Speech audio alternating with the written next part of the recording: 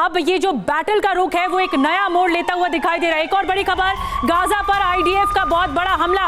कुछ देर पहले गाजा पर अटैक किया गया है इजरायली सेना की तरफ से। गाजा पर हमले के बाद अफरा तफरी का आलम रहा। ये देखिए तस्वीरें, वाकई डरा देने वाली तस्वीरें हैं। गाजा खाली करने के अल्टीमेटम के बीच ये हमला किया गया है। ये देखिए लोग यहाँ पर मौजूद थे, एक जो शख्स है वो साइकिल पर मौजूद था और यहाँ पर लोग डर गए हैं, दहशत में आ गए हैं। इजराइल का ये हमला बताया जा रहा है। एक और हमला, एक और अटैक गाजा पट्टी पर। गाजा खाली करने को लेकर जो अल्टीमेटम दिया गया इजराइल की ओर से, इस बीच ये हमला किया गया है। आम लोग यहाँ पर नजर आ रहे हैं इस वक्त और दो तस्वीरें आपको दिखा रहे हैं। देखिए ये युद्ध का जो पूरा रुख है वो मोड़ सकती है तस्वीरें। एक तरफ हम दिखा रहे हैं कि किस तरह भीषण अटैक एक और होता है जो कि गाजा में होता है और यहाँ पर लोगों के बीच में अफरा तफरी है, तो दूसरी तरफ F-16 को मार गिराया गया है। ये यरूशलेम के रास्ते, जहाँ से मनीष झा जानकारी दे रहे थे, यरूशलेम और गाजा पट्टी के रास्ते। तो देखिए ये इस वक्त की बहुत बड़ी खबर है। ये दो सबसे बड़ी खबरें, दो ब्रेकिंग न्यूज। गाजा के एयर स्पेस में F-16 को मार गिराया गया और अल्टीमेटम के बीच इस हमला हो गया है गाजा पट्टी पर आईडीएफ का बहुत बड़ा। अनिल त्रिगुनायत जी हमारे साथ मौजूद हैं। त्रिगुनायत जी, इन दोनों खबरों को आप कैसे देखेंगे? और ये तो अपने आप में बहुत बड़ी बात है कि गाजा पट्टी के एयर स्पेस में F-16 को निशाना बना दिया गया और उसे मार गिराया गया।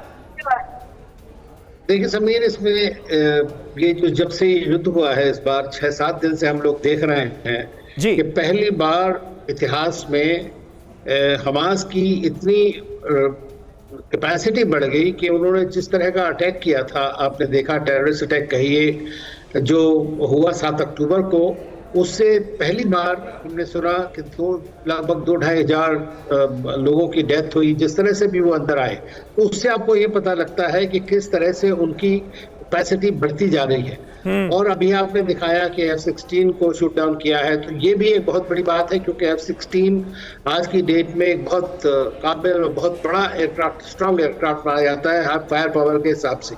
लेकिन युद्ध में दोनों तरफ से ही नुकसान होते हैं, इसमें कोई शक की बात नहीं है। लेकिन जो हमें भी दिख रहा है वो ये है कि इजराइल के साथ तो बहुत बड़ी ज्यादती हुई जब जिस तरह से रात में अटैक किया गया, लेकिन अब जो इसके बाद यहाँ होने वाला है, जो आप दिखा भी रहे हैं, वो एक काफी दर्दनाक लोगों के ऑर्डर। अनिल जी, बहुत बड़ी आशंका की तरफ आप इशारा कर रहे हैं कि अब जो जमीन की लड़ाई लड़ी जाएगी वो और ज्यादा खतरनाक होगी और तस्वीरें बता रहे हैं। एक और बड़ी खबर जल्दी से बता दें, हमास की बर्बरता के सबूत सामने आए हैं। तबाह गाड़ियों की तस्वीरें सामने आई हैं जो हमास ने बर्बरता की, उसके बाद अब वो निशान तबाही के देखने को मिल रहे हैं। ये देखिए जली हुई गाड़ियां, तबाह गाड़ियां दिखाई दे रही हैं, पूरी तरह से तहस नहस हो चुकी हैं, क्षतिग्रस्त हो चुकी हैं। चाहे वो 2 व्हीलर हो या 4 व्हीलर हो, तमाम गाड़ियां आपको देखने को मिल रही हैं लाइन से किस तरह से क्षतिग्रस्त हो चुकी हैं। ये बर्बरता का आलम रहा जब हमास ने इस तरह से तबाही मचाई, उसके बाद ये गाड़ियों की तस्वीर सामने आ रही है। हमने सुना कि कैसे 250 लोगों को खास तौर पर इजराइल में पार्टी करते हुए मार दिया गया। इजराइल में शनिवार को हुए हमले में सबसे ज़्यादा त्रासदी या फिर सबसे ज़्यादा लोग इसी जगह मारे गए थे। हम इस समय वहीं हैं और मैं आपको दिखाने की कोशिश करता हूं कि आखिरकार उस समय क्या कुछ माहौल रहा होगा। अगर आप ये देखिए, वो पार्टी जगह थी जहां पर वो सभी लोग अपने एंजॉयमेंट के लिए, अपनी छुट्टी के दिन मौज मस्ती के लिए अपने यार दोस्तों के साथ आए हुए थे। और ज़्यादातर लोग वो थे जो युवा थे, यानी जिनकी उम्र बेहद कम थी। और अगर आप देखें तो आपको नज़र आएगा कि यहाँ पर ही इन लोगों के खाने पीने का सामान या फिर इन्होंने पार्टी करने के लिए जो तैयारियां की हुई थी वो इसी इलाके में की गई हुई थी। और ये लोग यहाँ पर जब बैठे थे, मौज मस्ती कर रहे थे, उसी समय पीछे की तरफ से वहाँ से गाज़ा से लोग आए जो गाज़ा हमास के आतंकी थे या मिलिटेंट से, वो वहाँ से आए ग्लाइडर्स की मदद से और सीधा इन इलाकों में घुस गए और यहीं पर उन्होंने ओपन फायर या ताबड़तोड़ फायरिंग करनी शुरू कर दी।